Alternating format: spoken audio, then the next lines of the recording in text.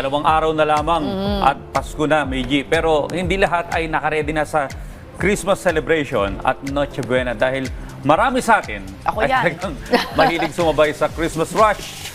O kung hindi naman, kaya ay sobrang busy, kaya last minute na lamang namimili. Yun. Totoo yan, Audrey. Ako din yun. Pareho yun. Pero mahirap. Bukod sa pahabaan ng pila, minsan napapagastos ka pa talaga. Dahil wala ka nang time, maghanap pa ng ibang options. Kaya napipilitan kang bumili ng mahal na rekado o regalo. Kaya naman, para tulungan tayong ma-master ang last-minute Christmas shopping, ay kasama natin si Iza Glino, isang financial advocate. Good morning, Iza. Good morning, Iza. Welcome sa Rise and Shine Pilipinas. Good morning! Hello po sa ating mga ka-Rise and Shine Pilipinas. Magandang umaga po sa ating lahat. Okay, Ma'am Isa, no? Ano po ba yung mga practical na tips na maibabahagi niyo po sa ating mga ka-RSP para makatipid sa last-minute Christmas shopping? Naku, nabanggit ko na po sa umpisa pa lang, no? Time ang palaban talaga natin, bukod sa pera. Pag itong mga last minute. Kaya isa sa mga lagi nating solusyon na binibigay is paghandaan ng mas maaga. Halos pagdating ng Burma, maaga ang Pasko sa Pilipinas. Ugalihin din natin by September, medyo naglilista na tayo, nagbabudget na tayo, no? Meron na tayong listahan na alam natin na reregaluhan natin. Ang Pasko naman ay laging sumasapit sa eksaktong date. Kaya pwede po talaga na paghandaan siya ahead of time.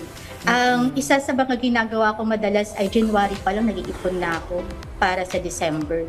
Ang tawag po doon ay sinking fund.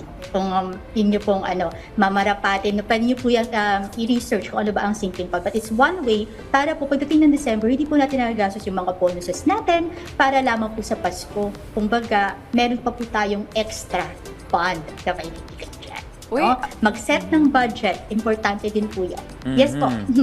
Ang ganda nun January pa lang, nag-iipon ka na. Di ba January, ubos na yung pera pag January? Oo nga eh. January pa lang, mag-ipon ka na for the December that year. Para yung bonus mo, hindi mo magagamit. Ang ganda ng tip na yun, no? Pero ito, Miss Iza, no, paano ba natin maiwasan yung overspending kung hindi talaga nakapag-prepare, no, na biglaan yung pamimili? Sobrang busy ng schedule, alam mo yung life happens. So, paano ba hindi natin maiwasan yung overspending? Correct po. Mahirap siya iwasan, mag-overspend, lalo na ang season ng Pasko ay giving. So, gusto mo talaga magbigay ng magbigay. At lagi mo sasabi, minsan lang naman, ngayon, spend na natin, no? Pero lagi po nating tandaan, generosity comes in different forms. Kung hindi po natin kaya maging generous sa regalo natin this year, no? We can be generous with our time, we can be generous with our kindness, with our words, no? Maaari naman po yan. Ngayon po, kung pwede po natin, again, iset lamang ang budget at mag-ikot, no, sa mga pamilihan na kaya yung naset natin na budget para sa mga bibilan natin. Isa pa sa maaaring mangyari ay imbis na lahat sa pamilya, for example, lahat ng regaluhan, is magbunutan na lang kayo para isa na lang yung regaluhan ninyo, no? Isa din yan. Para lahat magkakaroon, pero hindi ganun laki yung presyo para dun sa bawat member ng family. Same, pag mga may barkada tayo, mga kaibigan, no? Actually, napakaganda nun, no? Yung gift giving na 1:1 instead, para nga mas matipid, no? Pero, again, as long as hindi naman tayo napupunta sa pagkakaroon ng utang, no? Hopefully, no? Yan ang ating lang talaga iwasan, na mangutang tayo just to cover for our regalo, for our handa. Kasi one time, next year, marami pa tayong pwedeng bawiin na mga regalo sa mga mahal natin sa buhay at handaan, no, na pwede pong pagsaluhan.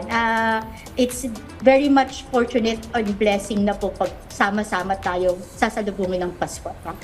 Eto, napapansin ko, Meiji at Miss Isa, no?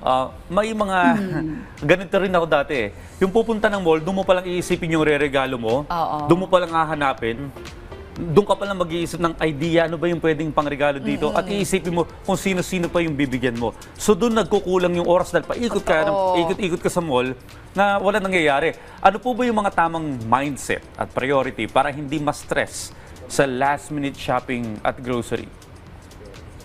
Totoo yan, senaryo na yan. At minsan pa nauuwi tayo sa tayo mismo, nagugutom, kakain, na nalaan na sa personal yung dapat sana pamili. O kaya tayo mismo nakakita ng mga gusto rin nating bilhin dahil deserve din naman natin. No? So ako po, paglilista talaga, isa yan. Ako personally mahilig maglista ng mga bagay-bagay. Pero maganda po maglista tayo ng mga bibilhin natin at regaluhan natin at amount no, ng regalo na ibigay natin sa kanila. At isa sa mga maipapayo ko din po ay talagang tingnan, halugugin ang mga stores no na kaya ma-provide yung gusto natin for our loved ones in a fraction of a price no. I know mas maganda po maaga tayo pumunta sa mga stores para po hindi rin tayo nalilimitahan sa oras.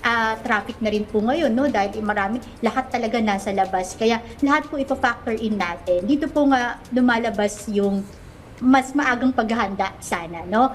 Kung ngayon po ay nahihirapan na tayo dahil ilang araw na lang, no? Dalawang tulog na lamang. Bawi tayo next year. At least now we know how stressful it can be, and next year will be much better, no? Pagdating sa pagregalo natin or pamimili ng mga regalo at rekado natin. Gustuin man natin minsan, pero minsan kasi yung ibang companies, nagbibigay ng bonus late na rin eh. Oo. So pag naka-receive ang isang empleyado nito, tatabok agad sa mga kulang pa niya, di ba? So yun yung nangyayari. Oo. Ito naman, Miss Correct. Iza, ano po ba yung maipapayo ninyo para maiwasan no, yung pagbili ng mga di naman kailangan bagay o yung mga impulsive shopping or spree? Nako, continuous assessment of needs versus want, no? Ano ang bagay ba na bibili natin? Is it a need or a want? Kung want siya, madalas ang ginagawa ko po ay eto na naman po ulit si Miss Isa. Ililista ko po ulit muna, no? Tapos I try to wait out. Yung iba po 7 days nag-aantay, pero ako personally, I wait 30 days. Kapag gusto ko pa yung isang bagay after 30 days, much more likely, mas magaan sa feeling ko na bilhin siya. Kasi una sa lahat, may bagong sweldong darating o kaya naman nakapag-ipon na ako. Or pangatlo, biglang may discount pala, may promo. Or pang-apat, madalas ang nangyari ay hindi ko na siya gusto.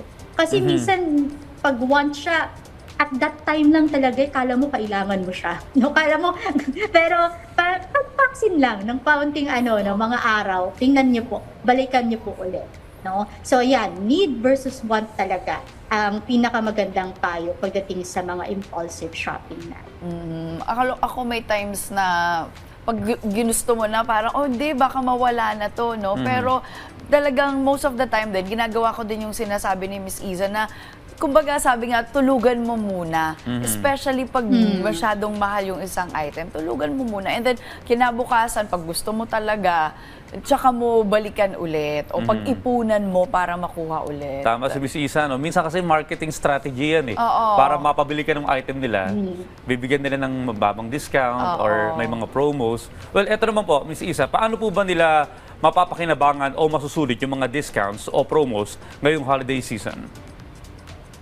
Ngayong holiday season, ay gamitin po natin, no? Kung meron man tayong promos or diskwento na pwedeng makuha, ay sayang naman po, no? Ngayon, mag-ingatin naman po tayo. Madalas, we get the discount or the promo na para ang gagawin na marketing strategy ay kailangan mo bumili of a certain amount. Minsan napapamahal ka pa doon. For example, kailangan maka 5,000 ka bago mo makuha yung 10% discount o kaya yung second item mo ay ganitong presyo. So, i-assess mo din po, no? Kasi baka naman napasobra na yung binili natin compared sa madi-discount natin. Okay, so wag rin po buhos-buhos sa diskwento. Kailangan po magbasa at alamin po natin, no? Marami rin pong mga promo ngayon, lalo na sa mga credit card users, no? Pero i-assess nyo rin po ang sarili ninyo. Kung masyadong malaki na po ang babayaran natin, ay tayo po ay talagang kailangan magnilay-nilay, no? Kasi dyan lalabas ang mga promo kagaya ng buy now, pay later, no? Mga installment, and magaan siya tingnan sa umpisa, pero pag madami yan, no, magpapatong-patong, and mauuwi rin tayo sa ang laki ng babayaran natin, sasalubungin natin ang bagong taon. Ayan. Uy. Nako. Alam mo, Miss G, ayaw natin yan. may kilala akong ganyan Miss Isa, lahi sila talaga, no, na kapag dumating yung mga okasyon, kahit ipangutang nila, basta meron lang ipipresenta sa tao. Oo nga. So, mabigat Nagiging din po yun. habit. Ang hirap, no? Well, lahat naman nata ng habit mahirap i-break. But hopefully, yung mga ganong practices, talagang hindi na magpatuloy dahil ang hirap. And then yung point din ni Miss Iza, no, na parang akala mo, discounted pay later. Pero pag ang dami mo na palang binili na pay later, nag-accumulate siya na ang laki rin ng babayaran mo, 'di ba, ng monthly bills mo. Ito naman, Miss Iza, doon po sa mga gustong bumili naman ng gift, pero kapos sa budget, paano po yung magagawang meaningful ang regalo kahit affordable at yung talagang galing sa puso? Tayo po may kasabihan na is the thought that counts, no? Kung as long as maalala mo ang isang tao mabilhan, ibig sabihin talagang kumbaga, malaking parte siya ng iyong buhay, no? I think meaningful gifts comes also with nung bumili tayo, hindi mabigat sa loob natin. If that is the case, no, binili natin siya na maluwag, talagang magaan yung puso natin ibigay yung presyo na yon, I think that is way for me meaningful, no. So maglaan ng budget, and kung yun lang talaga, wag natin i-pressure yung sarili natin dahil sabi ko nga po, no, marami pang pagkakataon na pwede natin sila mabigyan, no. Yung iba nga actually is pinapalampas ang Pasko, nagkakaroon ng bagong taon instead nagbibigay, no, o kaya sa mga birthday, no, ng ating mga kapatid, kaibigan, kamag-anak, yan po, pwede naman po natin silang pawigyan.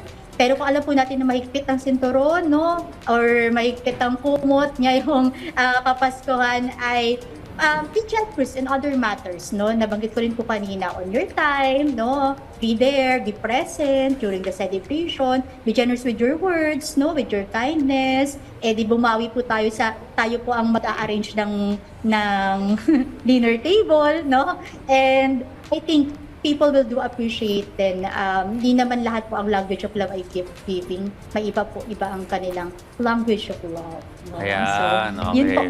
Well, kung hindi naman naabot sa Pasko, baka after ng Christmas, sabi nga ni Pwede. Miss Isa, no? Promissory note muna. Sorry, no.